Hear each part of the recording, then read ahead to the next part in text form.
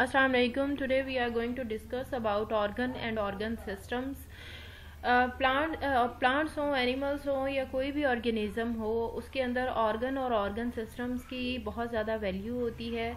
अगर हम smallest level से स्टार्ट हों तो सब एटॉमिक पार्टिकल्स होते हैं। सब एटॉमिक जैसे कि इलेक्ट्रॉन, प्रोटॉन, न्यूट्रॉन, इनके मिलने से एटम बनता है और फिर एटम्स कंबाइन होते हैं तो मॉलिक्यूल्स बनते हैं। इसी तरह फिर हायर लेवल पे चले जाते हैं और फिर सेल बनता है। सेल के अंदर फिर डिफरेंट ऑर्गेनेलीज होती हैं।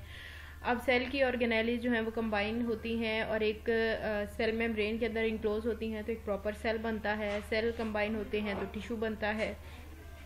टिश्यूज़ कंबाइन होते हैं तो फिर उसके बाद ऑर्गन बनता है और ऑर्गन कंबाइन होते हैं तो ऑर्गन सिस्टम बनता है। और ऑर्गन सिस्टम जब कम्प्लीटली वर्क करते हैं प्रॉपरली तो उससे फिर एक प्रॉपर इंडिविजुअल बन जाता है। फिर उनके मिलने से पॉपुलेशन बनती है, फिर कम्युनिटी बनती है, फिर इकोसिस्टम बनता है, फिर बायोस्फीयर बनता है। इस तरह करके ये लेवल ऑफ ऑर्गेनाइजेशन है। अभी जो हम डिस्कस करने जा रहे हैं वो है ऑर्गन और ऑर्गन सिस्टम।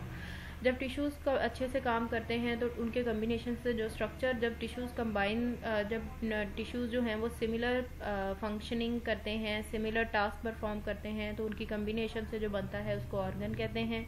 और फिर जब ऑर्गन डिफरेंट्स मिलते हैं तो उनके मिलने से जो स्ट्रक्चर बनता है उसको ऑर्गन सिस्टम कहा जाता है। सिंपलेस्ट से सिंपलेस्ट ऑर्गेनिज्म को देख लें या कॉम्प्लिकेटेड ऑर्गेनिज्म को देख लें, हर किसी के अंदर ऑर्गन्स जो हैं वो प्रेजेंट होते हैं।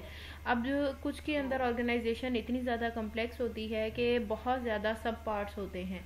अब एक बायोलॉजिस्ट तो उनको डिफ्रेंशिएट कर सकता है, लेकिन जो नॉन बायोलॉजिस्ट होते हैं उनके लिए डिफ्रेंशिएट करना बहुत मुश्किल हो जाता है कि आइदर हम सही पार्ट्स आइडेंटिफाई कर रहे हैं या नहीं।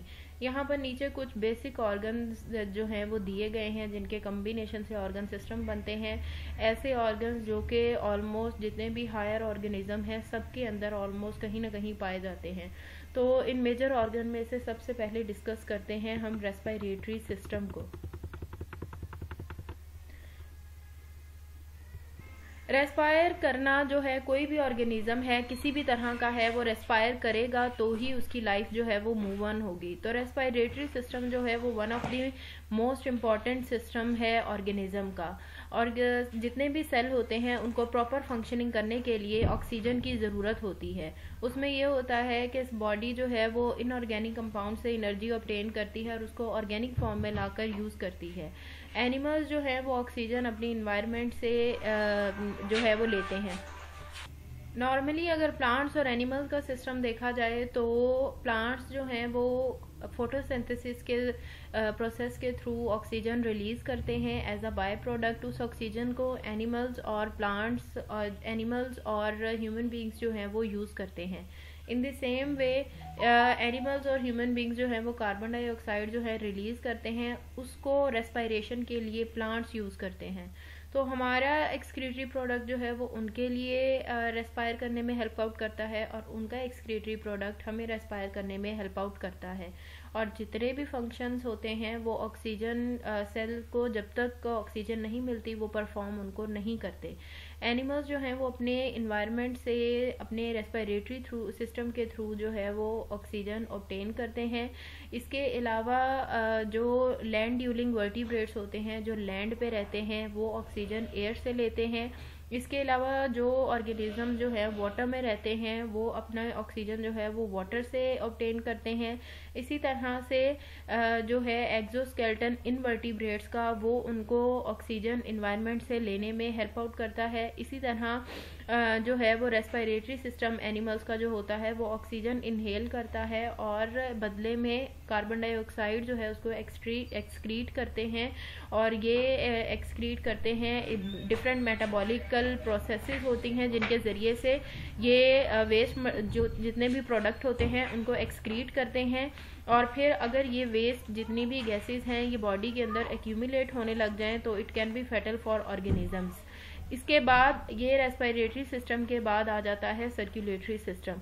तो रेस्पिरेटरी सिस्टम जो है वो one of the major system है जो कि हर तरह के ऑर्गेनिजम्स के अंदर प्रेजेंट होता है, चाहे वो लैंड अडेप्टेड हैं, चाहे वो वाटर अडेप्टेड हैं, या चाहे वो सॉइल अडेप्टेड हैं।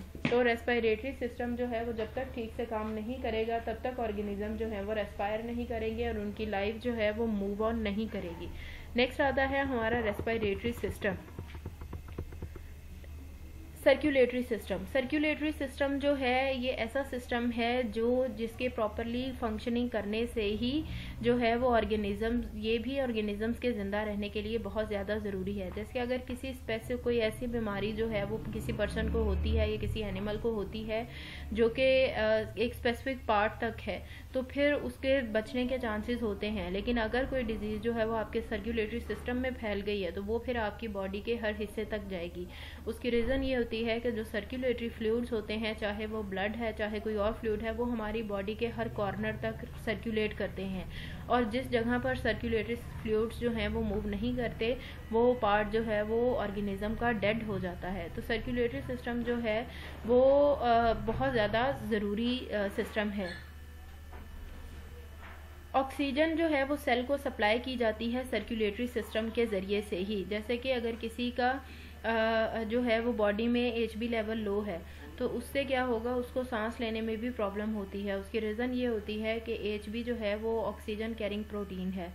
अगर HB का लेवल हमारे सर्कुलेटरी सिस्टम में कम हो जाएगा तो ऑक्सीजन कैरिंग कैपेसिटी भी कम हो जाएगी, और अगर सेल्स को ऑक्सीजन प्रॉपर टाइम पे नहीं मिलेगी तो अल्टीमेटली उनकी डेथ हो जाएगी। तो जो सर्कुलेटरी सिस्टम है वो डिफरेंट आर्टरीज, वेन्स, कैपिलरीज, इन सब के मिलने से बनता है, और ये ऑक्सीजन जो है जो ब्लड सेल्स होते हैं इनके अंदर ऑक्सीजन कैरी कैपेसिटी होती है, ये ऑक्सीजन को कैरी करते हैं और बॉडी के तमाम सेल तक ऑक्सीजन को सर्कुलेटरी सिस्टम के ज़रिए से पहुंचाते हैं। अब जो सर्कुलेटरी सिस्टम है हायर एनिमल्स के अंदर, वो उसके अंदर हार्ट भी आता है, मसल्स भी आते हैं, और इसके अलावा और भी बहुत से सिस्टम जो हैं वो कंबाइन होते हैं, वेनलेट्स प्रेजेंट होती हैं, और फिर एक सर्कुलेटरी सिस्टम जो है वो बनता है। अब जो इन्वर्टिब्रेट्स का सर्कुलेटरी सिस्टम है वो ज़्यादा प्रिमिटिव है, और उसके अंदर बॉडी के इन ऑर्गेनिज्म, जो स्मॉल ऑर्गेनिज्म है, बॉडी के अंदर स्मॉल कैविटीज़ होती हैं जिनके ज़रिए से ब्लड जो है वो एक जगह से दूसरी जगह में डिफ्यूज़ करता है। तो सर्कुलेटरी सिस्टम के बाद हमारा नेक्स्ट सिस्टम है नर्वस सिस्टम। नर्वस सिस्टम जो है वो हमारी पूरी बॉडी को कंट्रोल करता है। जैसे नर्वस सिस्टम जो है वो होगा तो हमारी पूरी बॉडी इंटरकनेक्टेड है। जैसे अगर बॉडी में किसी एक जगह पर चोट लगे तो उसका जो है वो फौरन उसका असर पूरी बॉडी पे पड़ता है। उसकी रीज़न ये होती है कि हमारा नर्वस सिस्टम जो है कोऑर्डिनेट करता है हमारी बॉडी के सारे पार्ट को। जैसे अगर फॉर एग्जांपल आप किसी गर्म चीज़ को हाथ लगाएंगे तो वो फ़ौरन से आप अपना हाथ पीछे को खींचते हैं। उसकी रीज़न ये होती है कि आपकी बॉडी पे जो इफेक्टर्स होते हैं वो बॉडी के ऊपर रिसेप्टर्स प्रेजेंट होते हैं जो कि एक्सेप्ट करते हैं किसी भी स्टिमुलस को। स्टिमुलस वो चीज़ होती है जो हमारी बॉडी में आउटसाइड से आकर इफेक्ट करती है। तो अगर फॉर एग्जांपल हीट आई है और वो एक स्टिमुलस है तो हमारी बॉडी पे जो रिसेप्टर्स होंगे वो उसको एक्सेप्ट करेंगे और मैसेज जो है वो मैसेज को लेते हैं और मैसेज को ब्रेन तक पहुंचाते हैं। ब्रेन जो है वो फिर मैसेज को रीड करता है और फिर इफेक्टर्स को कोऑर्डिनेट करता है, और इफेक्टर जो हैं वो काम करते हैं और हम अपना हाथ जो है वो पीछे को खींच लेते हैं। तो ये रीज़न होती है, ये एक सिस्टम होता है जिसके हमारी पूरी बॉडी जो है वो इंटरकनेक्टेड है।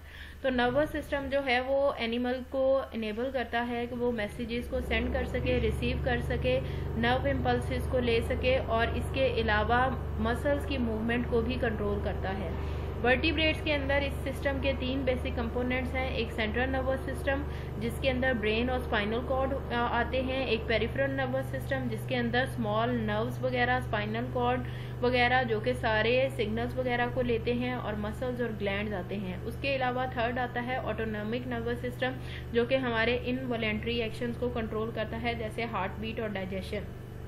2 तरह के एक्शंस होते हैं, एक वॉलेंट्री, एक इनवॉलेंट्री।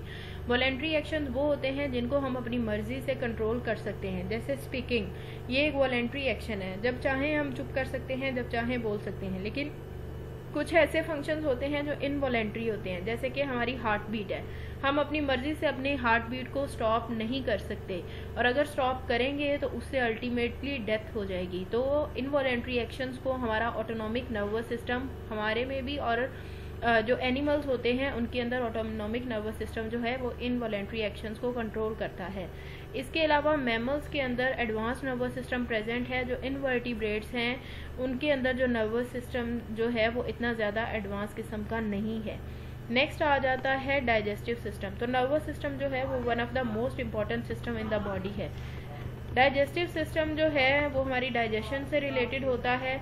जो भी चीज़ हम खाएंगे वो इफ़ेक्टिव तभी होगी अगर बॉडी के अंदर जाके वो डाइजेस्ट होगी। अगर किसी का डाइजेस्टिव सिस्टम प्रॉपरली काम नहीं करता तो ऐसे ऑर्गेनिजम्स के लिए सर्वाइव करना बहुत ज़्यादा प्रॉब्लमेटिक हो सकता है। डाइजेस्टिव सिस्टम की अगर बात की जाए तो माउथ से ही डाइजेशन जो है वो स्टार्ट हो जाती है। जब कोई भी चीज़ खाई जाती है तो उसके साथ सबसे पहले सैलिवरी ग्लैंड्स माउथ के अंदर ही मिक्स होने लग जाते हैं। वही डाइजेशन का फर्स्ट स्टेप होता है कि उनको फर्स्टली च्यू किया जाता है टीथ के ज़रिए से, उसके बाद उसके साथ सैलिवरी ग्लैंड्स लग जाते हैं और फिर थ्रोट के अंदर जाता है, वहाँ से मूव करते हुए फिर स्टमक में, इंटेस्टाइन में। तो स्टेप बाय स्टेप जो है वो डाइजेशन होती है।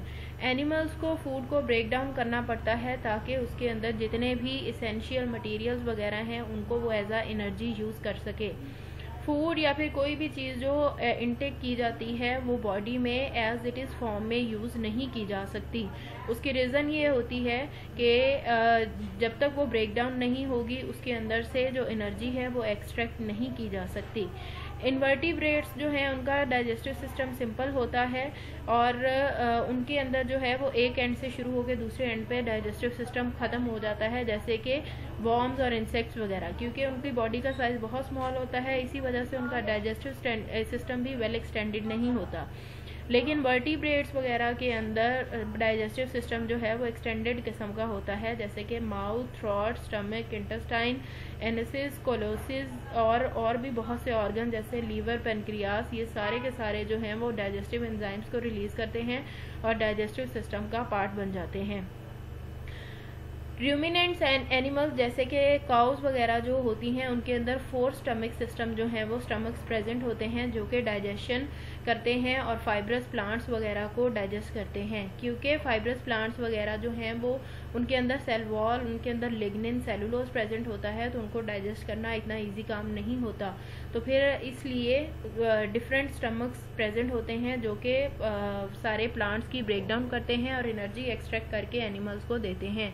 और अगर कुछ एनिमल्स जो हैं ऐसे होते हैं जो बिल्कुल ही किसी चीज़ को डाइजेस्ट नहीं कर पाते, तो उनकी बॉडी के अंदर कुछ बैक्टीरिया या कुछ माइक्रो ऑर्गेनिजम्स ऐसे होते हैं जो कि अपने अंदर से एंजाइम रिलीज़ करते हैं और उस ऑर्गेनिज्म को के अंदर जो फूड होता है उसको डाइजेस्ट करते हैं। इससे एनिमल्स को भी फ़ायदा होता है कि जो चीज़ उनके अंदर उनके स्टमक डाइजेस्ट नहीं कर पा रहा होता वो उनके अंदर रहने वाले माइक्रो ऑर्गेनिज्म के एंजाइम रिलीज होने से डाइजेस्ट हो जाती है। इससे एनिमल को भी एनर्जी मिलती है और जो माइक्रो ऑर्गेनिज्म बॉडी के अंदर रह रहा होता है उसको भी फ़ायदा मिलता है। तो इस तरह से डाइजेस्टिव सिस्टम जो है वो डिफरेंट ऑर्गेनिजम्स में डिफरेंट तरह का होता है।